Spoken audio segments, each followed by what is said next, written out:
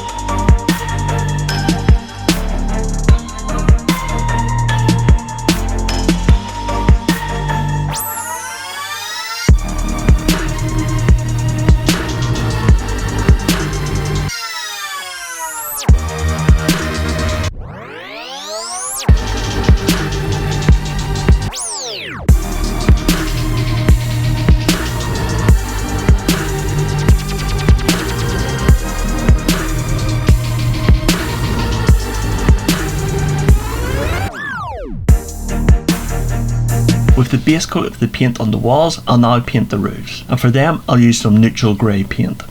I'll use a fine brush on the edges of the roof, taking care not to get any paint onto the walls I've already painted.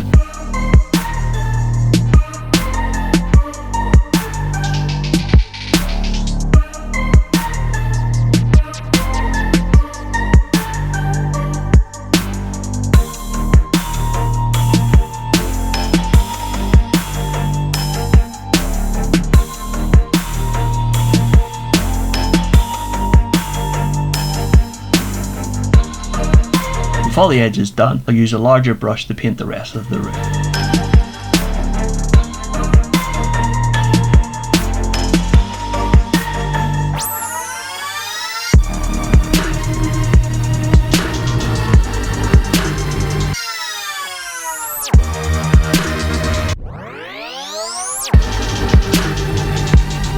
With the roof done, I'm now going to paint the timber of my cottages, and for this I'm going to use some raw umber paint. For this part of the painting I need to be very careful and have a steady hand to make sure I don't get paint onto any areas that have already been painted.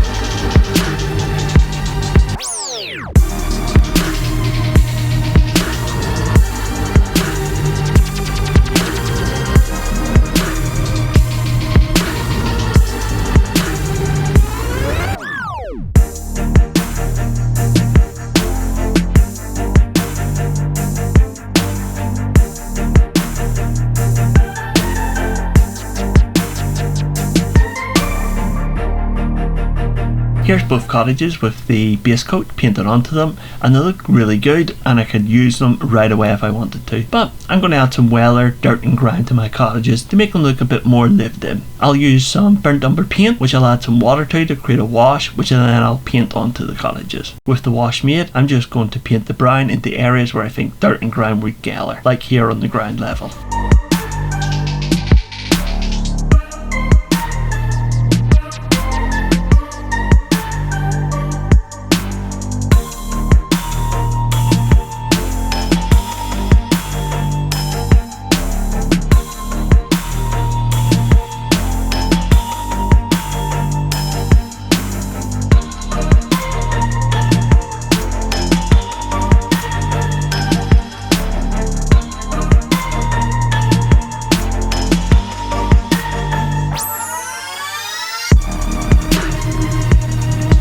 brown wash now dried, I can now start dry brushing my cottages. If you've never done any dry brushing before, you can view my tutorial on it right here. To start in the walls, I'm actually going to use the buff titanium again and give the walls a heavy dry brush, and this will tone down the brown wash that I've used in the weathering.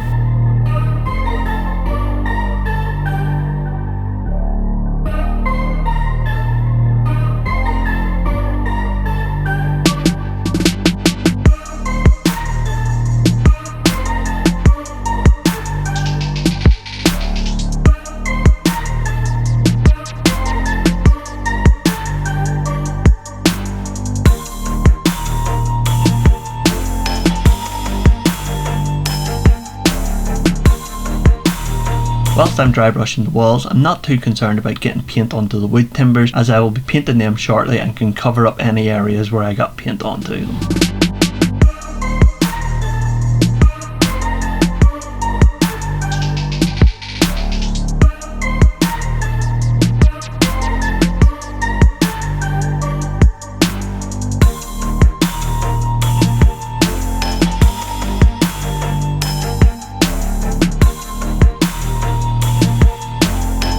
With the paint dry, now I'm going to lightly dry brush some white onto my walls.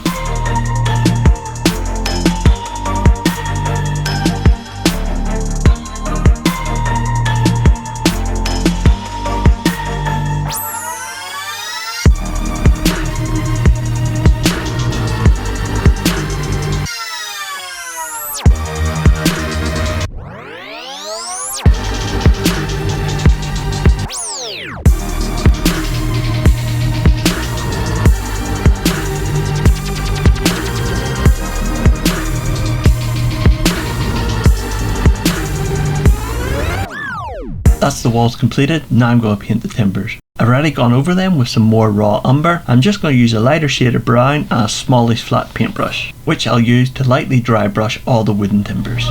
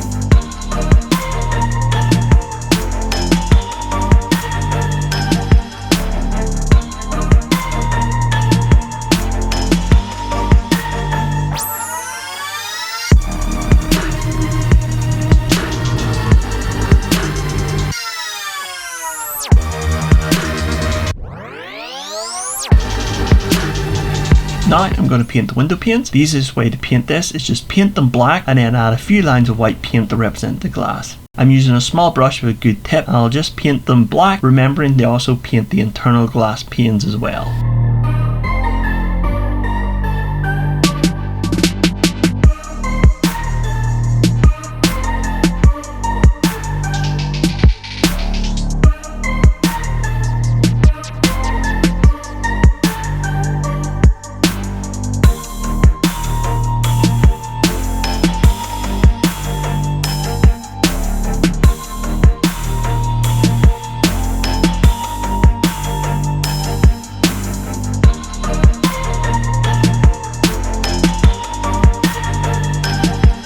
While I'm waiting for the black paint in the windows to dry, I'm going to start dry brushing the roofs. I'm going to use a mid to light grey colour. I'm using a flat dry brush. I'm going to dry brush the roof, making sure I work the brush from the bottom to the top to help pick up details of the tiles.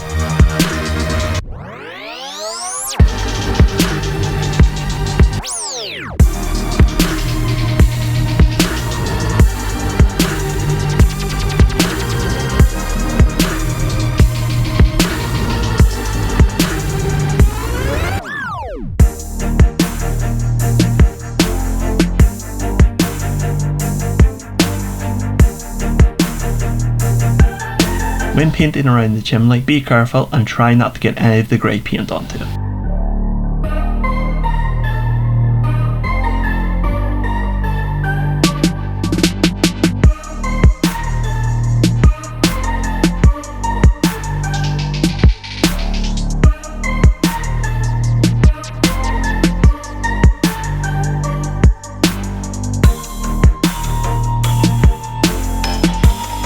For the next stage of the roof painting, I'm just going to use a lighter shade of grey and a smaller flat paintbrush. And just like before, I'm going to dry brush from the bottom to the top. But I'm going to dry brush a wee bit more lighter, as I'm only wanting to add colour to the edges of the roof tiles.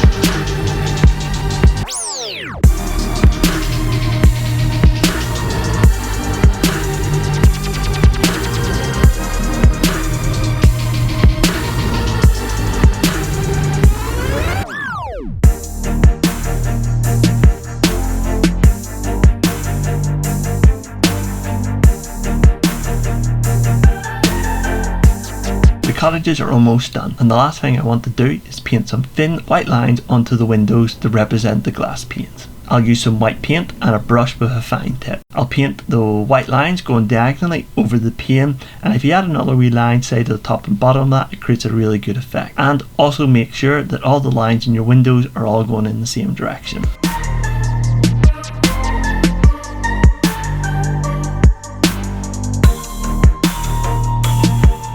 Here's the finished cottages, ready for the tabletop, and don't they look great? I just want to mention a few things that you could do with your cottages. Firstly, on the door you could add a small bead to represent the handle, and maybe some bits of cardboard that you can paint up to look like the hinges of the door. You could add some decorative elements to the apex of the roof, or even some wall sconces to hold torches. For the windows you could easily paint them blue, or if you're up to it you could paint a more detailed reflection into the glass. For the chimney, you could add a small tube onto it to be a chimney pot. On the inside of the removable roof, you could add some strips of card to represent the timbers of the roof. And for the fireplace here, you could create a hearth and a surround, or even a grate with some coals in it. There's a lot more you can do with these models, but I'm just wanting to show you how easy it is to make these little cottages. So hopefully this gives you the skills to make bigger and better cottages and houses for your tabletop games. Remember, you can download the template file I used in this video at tagestrain.com/downloads. Also on the template file are some pieces for making floor tiles if you want to add a base to your models. I really hope you've enjoyed this video and have learned how to make your own cottages. It'd be really great if you give this video a like or even a share, and remember to subscribe to see more of my content. Also, check out my website at tagestrain.com, again where you can find the template file I used in this video. If there's anything you'd like me to make, then please let me know in the comment section below.